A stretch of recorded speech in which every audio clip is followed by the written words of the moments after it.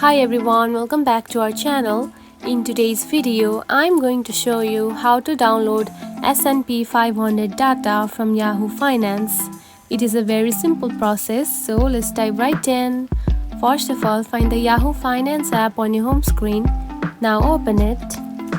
After opening the app, here you can find the stocks of the companies, just like this.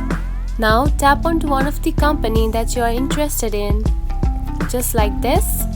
Now scroll down and here you can find the option of financials. Now tap on it. Now to download the S&P 500 data, scroll down again and here you can find the historical data. Now tap on to view more option right here.